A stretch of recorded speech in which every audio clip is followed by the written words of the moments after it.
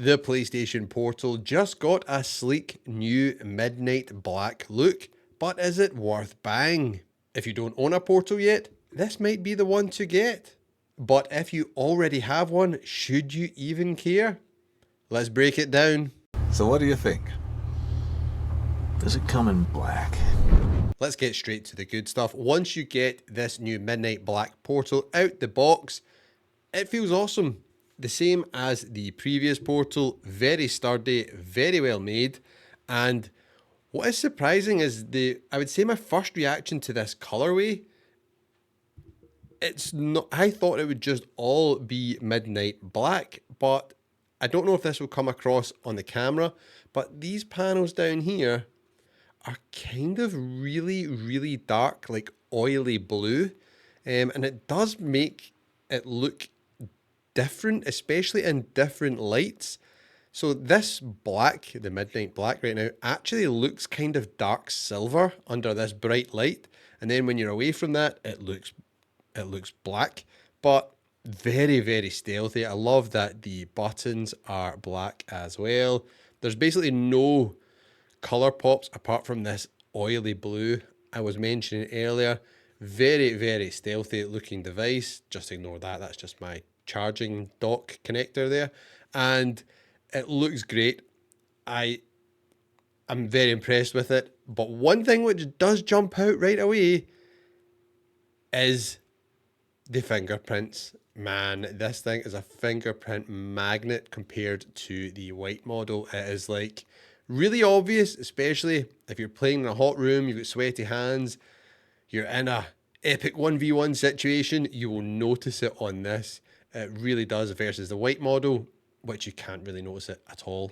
Now, one other thing I did notice, which is kind of random, and I'm not sure if this is just because my day one Portal is like being used so much, it's absolutely knackered.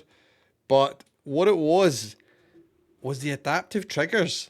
So when I was playing GTA 5, using, you know, the cars to accelerate, the difference on this was unbelievable. Like, I could really, really feel the kind of force feedback.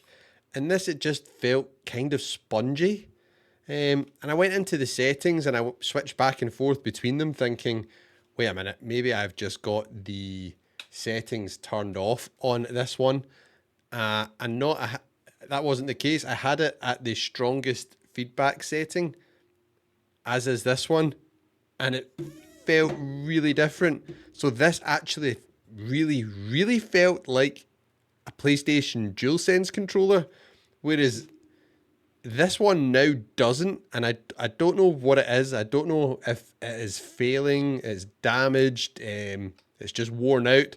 But I thought I would raise that in case anyone else has multiple Portals and notices this as well. Maybe they are, you know, doing incremental updates to them. Not like a big refresh. This is not like an upgraded Portal, but you know how Sony do that with, you know, their consoles. They'll maybe make tweaks and enhancements over the time to the console without it being an actual refresh. I don't know if that's happened here or just my old tried and tested one is on the way out. So that is the only big differences I would say between the two of them, down to your personal preference, which color you prefer. The white one definitely is better for avoiding the fingerprints, and they are both fantastic devices. They look really smart. It depends what you prefer. Maybe you've got some black plates on your PlayStation 5 console. This would look cool as anything next to it, versus, you know, the white one, it would look a bit odd, but I like it. It's a nice update, nice and stealthily black. It does just look really, really smart, doesn't it? It's just a nice looking device and it feels great in the hand. They feel exact the same weight, nice same button presses, same joysticks, same adaptive feedback and all this. The only thing that was different was the triggers feel different to me. I don't know why that is. I just want to mention it in case someone else notices this, but it definitely felt different to me. My old one, I've had that since day one when this thing launched, so maybe it is just burnt out, broken, I don't know, but it felt really good on this, which was nice. The Midnight Black PlayStation Portal still comes with the 3.5mm headphone jack, which you can plug in any of your headphones to. And unfortunately, as is the case with all the PlayStation portals thus far, there is no Bluetooth support, so you cannot use your Bluetooth headsets. You need to buy the proprietary headsets which Sony sell, which is the Explorer headset. They use link technology, which allows you to play your games and hear the audio wirelessly. Unfortunately, it is what it is. Something you need to take on board, as they are expensive. If you buy them, that will pretty much double your purchase price, as they cost the same price as the PlayStation Portal. Setting this up is a breeze. Once you get it out the box, you connect it to your Wi-Fi, you will have a software update, it will install the update, it will restart, and then you just use your mobile phone, download the PlayStation app, and scan a QR code, and you are in literally in minutes. It's really good. The longest part is the install happening of the software update. After that, you're in and you're ready to play via remote play. Select which PlayStation you want to connect to, and then you can play via remote play.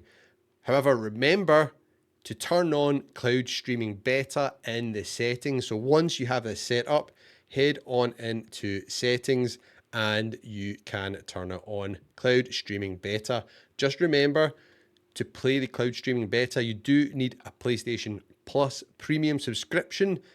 So keep that in mind, and also check your, I guess, local areas situation, because I know there's a lot of you out there in Australia and New Zealand, for example, and PlayStation has not rolled out cloud streaming beta there. So keep that in mind. If you do pick one of these up, you'll only be able to use remote play. However, in other regions where it's available, you will be able to do both. And the cloud streaming is very, very good. It's a shame everyone doesn't have access to it yet. Hopefully this beta period finishes soon and everyone can get access. But it's definitely way sharper and way, way clearer of an image than doing remote play, which is just bizarre to me. You would think connecting to your PlayStation in your home via the same Wi-Fi network would be far better than connecting to some server miles away in the cloud. So I don't know, but it is definitely a lot smoother when you're playing via the cloud streaming beta. So one, just to remember to turn on, because a lot of people buy this, set it up, they have PlayStation Premium and they don't have the option for cloud streaming beta. You need to activate that and turn it on. It's really simple, and then you will be good to go.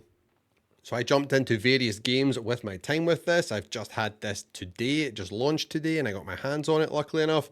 And everything was perfect. All the games ran perfectly on it. I had no concerns, no dropouts, no nothing. The actual controller still feels the same. I don't know if it's the coating on this, the black color, or again, if just the white model has been used, but this feels a lot smoother. This feels like it has a bit more texture to it. The black, the Midnight Black version does, which is good. Feels actually nicer to grip. But again, like I said, it is a bit of a fingerprint magnet, but that's what you'd expect with any of these devices which are, black like that. But it looks really nice. I'm really impressed with this. It does look smart.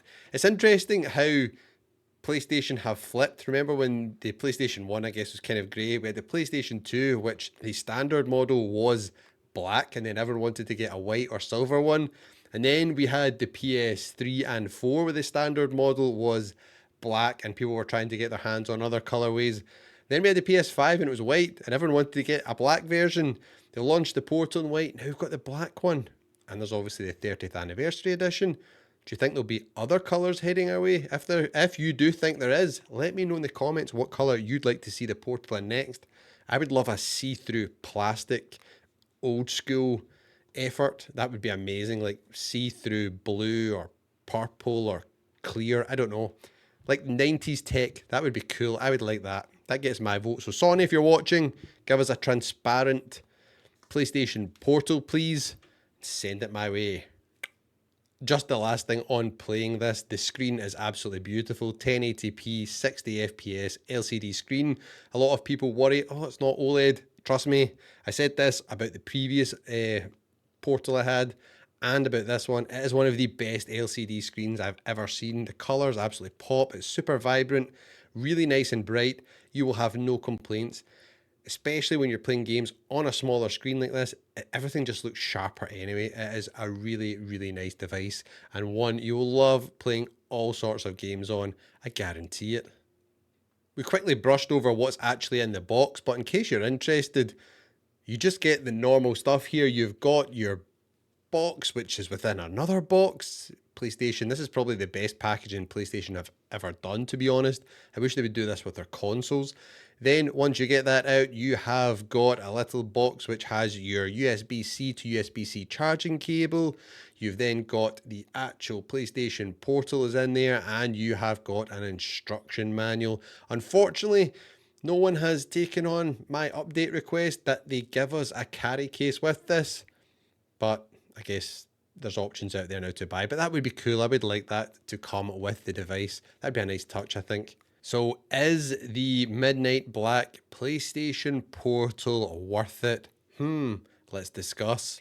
Well, it comes down to a few things. If you don't already own a PlayStation Portal yet and you like the sleek black design, this is the one to get. It looks great and it functions exactly like the original.